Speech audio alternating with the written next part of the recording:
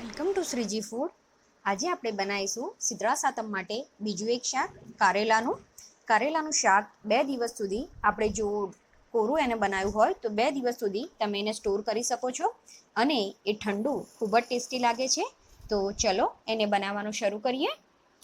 કારેલાનું શાક બનાવવા માટે મેં 4 મીડિયમ સાઇઝના કારેલા, અને ગ્રામમાં ગણો તો 300 ગ્રામ કારેલાને મેં થોડા છોલી લીધા છે અને એના આવી રીતે લાંબા ટુકડા કરી લીધા છે. હવે એમાં મીઠું નાખીશું અને થોડું પાણી નાખીને એને આ જ રીતે આપણે 10 મિનિટ માટે રહેવા દેવાના છે. પાણી અને મીઠું નાખીને રહેવા દેવાથી થોડી કારેલાની કડવાશ ઓછી થઈ જાય છે. 10 મિનિટ પછી હવે આપણે એને સરસ રીતે મસળીને નીચોઈ લઈશું.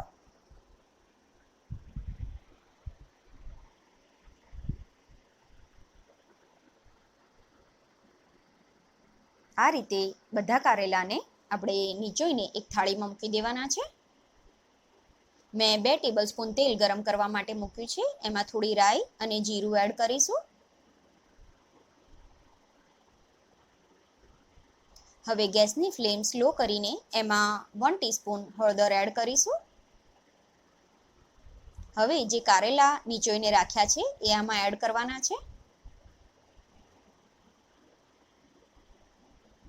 એને એકવાર મિક્સ કરી લઈએ.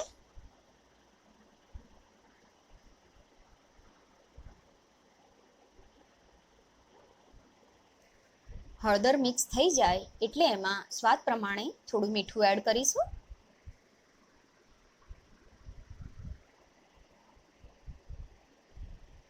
ફરીથી એને મિક્સ કરી લઈએ અને હળદર અને મીઠું નાખીને જ આ કારેલાને પહેલા ચડવા દેવાના છે. એને ઢાંકીને ચડવા દઈશું અને દર 3-4 મિનિટે એને હલાવતા રહીશું.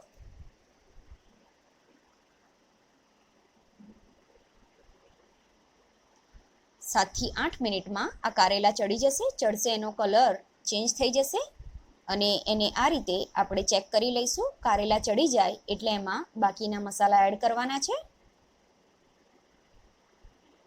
હવે એમાં 1 ટેબલસ્પૂન લાલ મરચું, 1/2 ટેબલસ્પૂન ધાણા જીરું.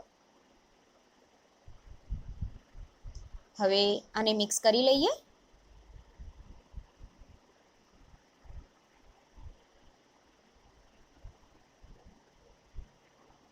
હવે મરચું અને ધાણા જીરુંને સહેજવાર ચડવા દઈશું 2 થી 3 મિનિટ. ફરીથી એને હલાવી લઈએ. હવે આમાં 2 ટેબલસ્પૂન ગોળ એડ કરીશું. તમારે જેવું ગળપણ જોઈતું હોય એ પ્રમાણે તમે ગોળ એડ કરી શકો છો. ગોળ નાખ્યા પછી શાકને 5 મિનિટ ચડવા દેવાનું છે. 5 મિનિટ પછી ગેસ બંધ કરી દઈશું. હવે આપણું કારેલાનું કોરું શાક સર્વિંગ માટે રેડી છે. તમે આ શાકને 2 દિવસ સુધી સ્ટોર કરી શકો છો અને ગોળ એડ કરવાથી આ શાક ખૂબ જ ટેસ્ટી લાગે છે.